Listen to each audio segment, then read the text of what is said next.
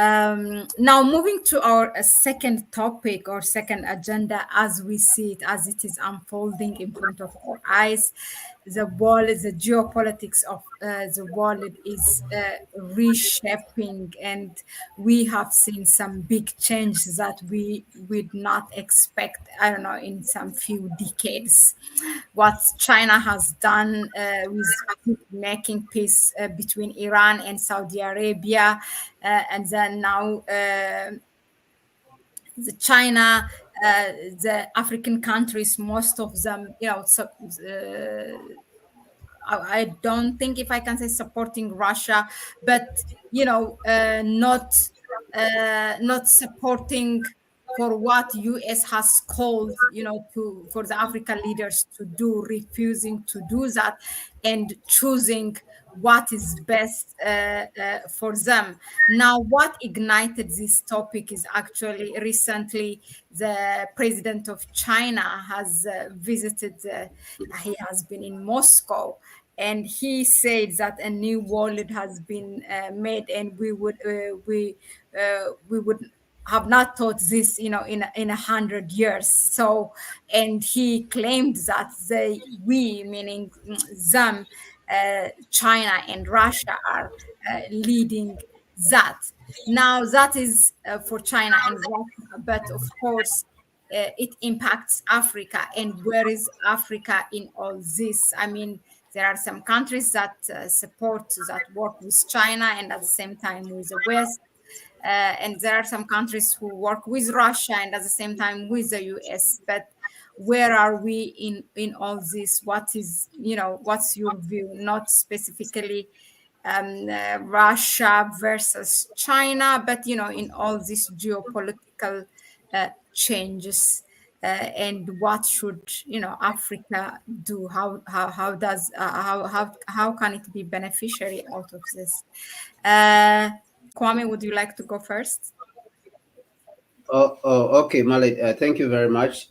Going on to what is happening in China. China, of course, has of late become very assertive. I gave a talk a time ago last year, and in that talk, the war in Ukraine had just actually started. I recorded that talk even on my YouTube channel. I gave it to the consortium class. And in that talk, when the war had just started in Ukraine, actually, I mentioned my observations because I was seeing that the United States, its war in Ukraine, actually, it leads to China. That is where it is, targeting. But that war, it will end up in Africa. So it is just moving through Ukraine towards Russia and then going to China, and then the war will have to end up in Africa. So that is the prediction which I made when I saw the movements of the United States. And lo and behold, these days, I think I was listening to one analyst from the West who actually mentioned it and said that the United States is trying to fight China through Russia, but it's passing through Ukraine. You see, so it was mentioned a few days ago. So it was just a confirmation of that. And with Xi Jinping's visit to Moscow, it shows you that China is aware of this. China has really understood this. That is why you see that they have proclaimed to each other, him, President Xi Jinping and President Putin, that this is now China's friendship with Russia is a friendship without any limits. It's a friendship with no limits. So I think what is they are communicating together is that we are going to help each other, even if it is militarily, because the United States a few months ago was trying to intimidate China that they should not give weapons to Russia and this and that and this and that. But we saw that China supplied some rifles actually through the normal rifles, of course, which are they're assault rifles, but they are normal rifles which can be supplied to anyone.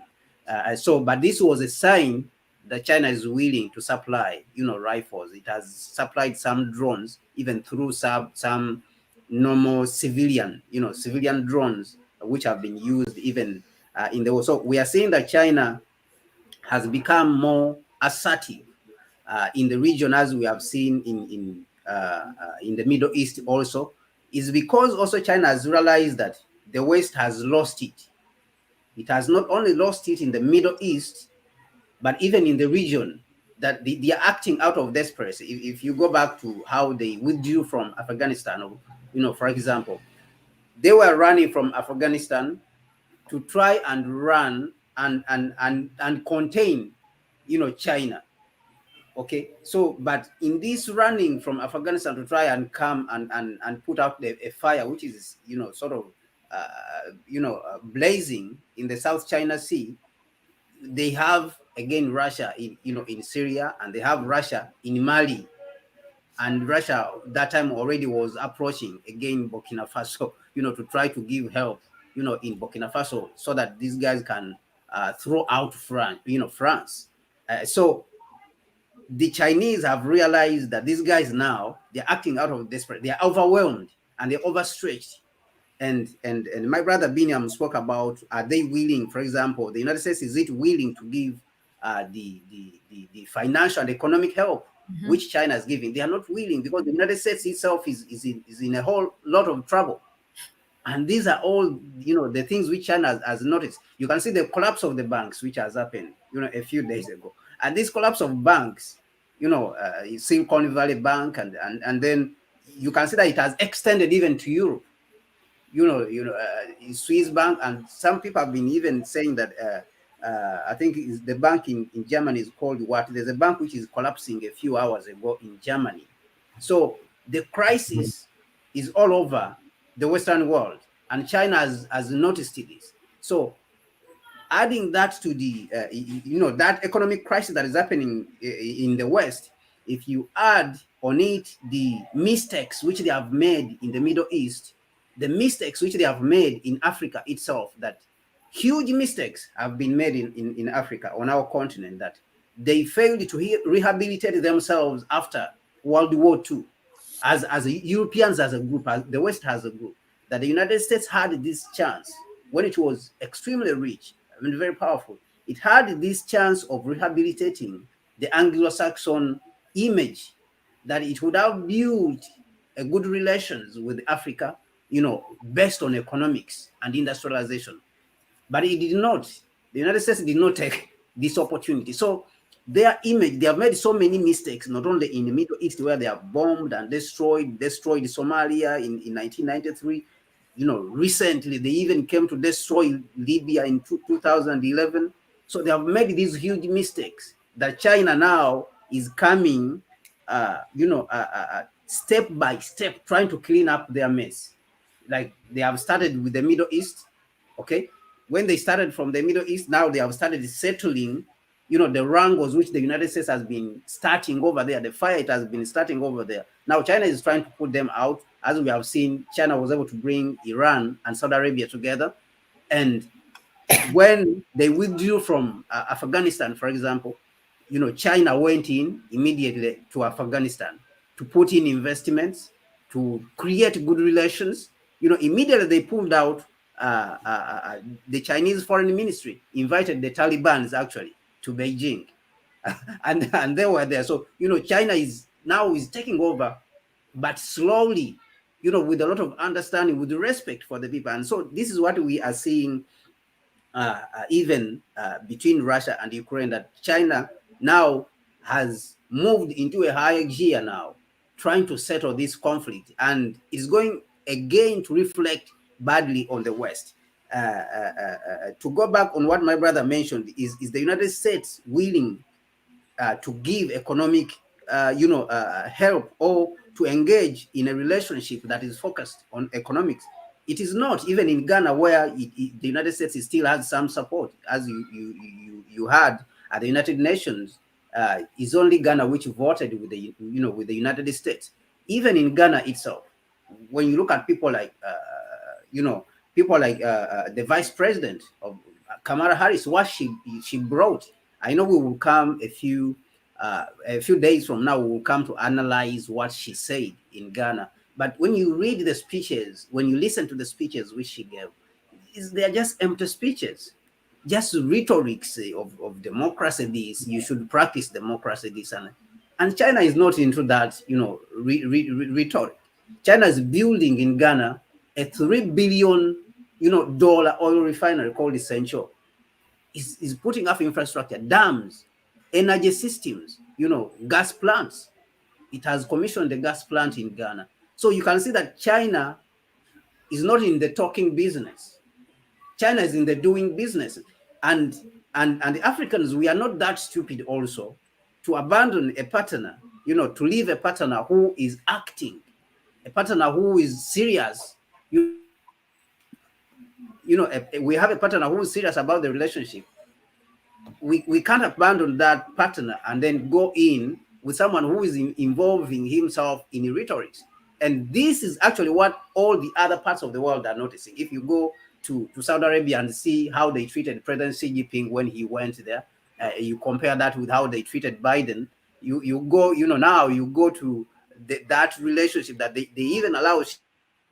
So you can see that President Xi Jinping and China was welcomed into Saudi Arabia to the extent that the Saudis, who had, huge animosity towards Iran, that they have accepted, to settle this, animosity, to settle their wrangle with Iran, with the President Xi Jinping being at the helm. So I see that the West has continued to make a lot of mistakes, and China, in turn, has continued to capitalize on those mistakes. They are coming with rhetorics, but even in these rhetorics which they are coming with, me myself, I don't blame them. They have a lot of problems. The economics is not good in the United States. The economy is not doing well. Even in Europe, the economies are not doing well. You have seen, you have seen the demonstrations in France. People are demonstrating in the streets of France because the French government doesn't have money.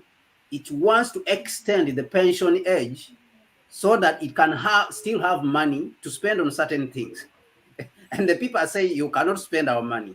Okay, so these are all signs of a stressed economy, in the world. The economic system, the collapse of banks, the homelessness on the streets in Los Angeles and in California.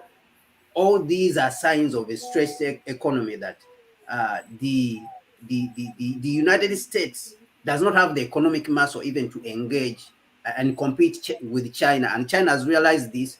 That is why it is playing its hand all over, the Middle East. Now it has entered Europe, and of course in Africa it is very much present.